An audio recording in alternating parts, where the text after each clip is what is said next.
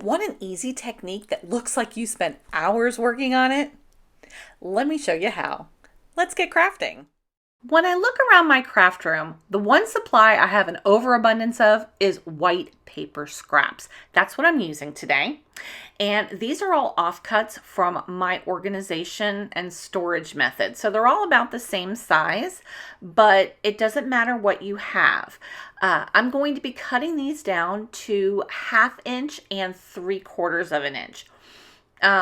You want to stick with the same size for one card. So if you start off with 1/2 inch, do the whole card in 1/2 inch.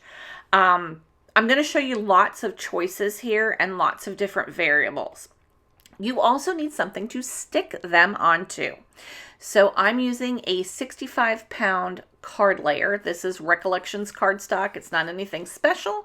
You could use a little piece of copy paper. You could even use a piece of junk mail, but this will work. This will be thoroughly stable by the time we're done with it.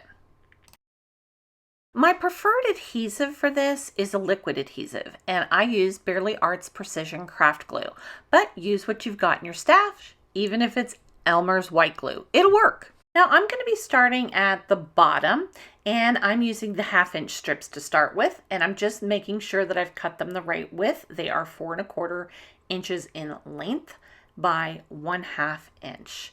Now I'm just adding a line of glue. It doesn't have to be a huge amount, but I just want to go ahead and get that stuck down. I'm going to put a couple lines so I can get ahead of myself here, but I'm going to line it up to the base of my card. Pretty simple. Everybody can do this. Now I'm going to tap my cardstock with the paper strip directly onto my glass mat, and that's to kind of true up those edges. Now from here on out, I pretty much will almost always add the glue to the strips. These are the small 1/2 inch strips, so I just find it's a little easier there, and I'm using my fine needle nose tweezers that I got from, what is that? Freight Harbor ages ago. They're my favorite ones. I like them better than any craft tweezers I have. And I'm just going to shingle my layers across my cardstock. So I'm going to speed this up because, well, it's all the same thing. If you enjoy making cards with that clean and simple look, this is a perfect technique for you. It's also perfect for anybody of any skill level, and it's using up your supplies. So this is a winning technique, and I make a lot of cards like this. Doesn't look like much, but it's going to be a beauty. It works for either direction. Now this is the 3/4 inches, and you could use it again in either direction. Now I'm going to be using my scrapbook.com nested A2 rectangles, and I'm going to be creating a frame. I'm going to show you a couple different ways of how to do this, but I'm using my glass mat to kind of line up that frame. And to keep the pieces in exactly the same place for multiple die cuts, I'm using some low-tack tape. This is scrapbook.com's mint tape. It is my favorite low-tack tape. I've never had it tear a piece of cardstock ever. I'm putting it face up because my cutting edge on these dies, although it's hard to see, is actually face up on the glass mat. If you're working on it with the cutting edge down, then attach it to the top. Now I've used my mint tape in all 4 corners because I don't want there to be any shifting. I need to make multiples with the same frame. So I'm just lining it up. This is a scrap of 65-pound weight cardstock. I actually really suggest that if you have heavier weight cardstock, to go ahead and use the heavier weight for this. But if you don't, it will still work fine. You just need to layer up multiples. I am layering up 2 pieces of the frame together. There's definitely no rules when it comes to this technique. If you want to add a 3rd layer of frame, go for it. But I'm going to go ahead and add glue to my edges of the actual shuttered part of the card. Could be shingled, could be shuttered, just depends on what you call them in your part of the world. But it does remind me of a window shutter. And I'm going to hold that down with a acrylic block. And I'm going to go ahead and make my 2nd frame. Now this frame I'm going to use on the shutter card with the 3/4 inch shingled paper strips. and once again hold it down. Now this is perfect for die cuts. I am using this Tim Holtz Vault Wreath. I think it's called Vault Funky Wreath if I'm not mistaken. I'll have to look it up. But I've already cut out a few, and I didn't do anything really other than add a little Distress Oxide to it to kind of grunge it up a little bit, but it doesn't matter. If you don't have ink, and all you do is die cutting, no problem. You can do whatever works for you. It's glued on. I'm just going to finish it up with a simple strip sentiment, which I will share with you at the end. Moving on. If you have trouble lining up your strips, you can use a stamp positioner, or in my case, I'm using a scoreboard. Mine is 12 by 12, so I find it's easier to use. And I've just shoved my card panel right into the corner using my same glue. I'm starting off with the same thing. I'm adding some glue to the top of my piece of cardstock, and I've put it up in the corner and lined up my first piece of strip. Now I'm just adding glue to a small portion of the base of that strip and adding a strip to the top of it. And we're going to continue this until we get to the end. I like the 3/4 inch because it doesn't require so many strips, and it does prove to be quite fast. I understand that I've sped this up, but I can knock these out in 15 minutes, and I can have a couple of really beautiful cards. Want to make a bold statement with your scraps? No problem. I made this one in rainbow order. Now don't worry about the edges. We're going to cut those off. It's not going to be a problem in the long run.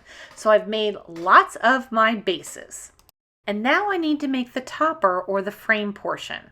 We can use the same frame we did before, but let's do it in an easier way. I'm going to separate these frame pieces, but I am going to keep my mint tape because that is useful for the next part as well. This time I'm only going to use the smaller frame, and I'm simply going to line it up against my A2 size card panel and cut out the center. What could be easier than this? It doesn't really matter that the edge isn't going to be die cut on that outside edge. Trust me, it's not going to matter in the long run. But if you really like that look, then go for it. Now, my tip for using lightweight cardstock and getting multiples is to simply use that same low-tack tape and tape 2 or 3 pieces together along with your die cut. That way, when you put it through your die cut machine, it goes through all the same layers in the same spot at the same time. You might have to run it through 1 or 2 times to get it to go through all those layers, but then your frame will be the exact same frame for all 3 or 2 layers, whatever you choose to do. Now I wanted to put my heavyweight cardstock to the test, so these are cut from 100-pound accent opaque cardstock. This is what I make my bases with, and I've only cut one. I've added glue to the frame instead of to the actual card, and I have lined it up and pressed it down. And it looks great. If you want to get fancy with it, use a fancy die. Now this one is a Spellbinders scalloped edge frame, and I'm going to cut it out of the center of my heavyweight cardstock. Wait till you see how much this changes your shingled card. Run it through your die cutter, and don't throw away that piece. You can use that for another card. Add it to your shuttered card base, and it's going to give you a completely different look. Don't have dies? No worries. If you use a Cricut or a Brother Scan and Cut, anything like that would work to cut your simple shape out of the center of a piece of cardstock. This one's an oval on that rainbow base. It's super cute. Now let's decorate. I'm just going to trim off just those overlying edges, and no one's going to ever be the wiser that it's not exactly 4 1/4 by 5.5 inches. Now this is a great technique for using up extra ephemera that you might have lying around. These are Tim Holtz layers. Layers are a little heavier than paper ephemera, and I've used a scallop cut edge for my frame. And I'm just trying out a few pieces to see what I like, but there's lots of options here. This is a botanical set. I love that little birdhouse, and I do use it, but I don't think I use it on this particular card. If you've got butterfly die cuts, this would be fantastic on as well. That's a swag. But there's lots and lots of choices. I like this one, and I'm going to stick with this one. And maybe it needs this little tiny butterfly as well. While I do use foam tape, I don't use it a lot. I tend to use my paper strips. I find that foam tape over time will dry out and kind of crack and flake off. But if I just glue my paper strips to the back of my pieces of ephemera or die cuts, then I can build up that height and use a scrap as well without having to buy a whole nother object. I've added a stamped die cut to one of my shingled pieces, and I'm just adding some glue to my butterfly, and this one is done. Now, don't feel obligated or rushed into putting a sentiment on a card if you just don't know what it's going to grow up to be yet. Leave them plain and then add your sentiments later. Now, I might go back and add some glossy accents to that cake to give it a little shine, or maybe some sequins.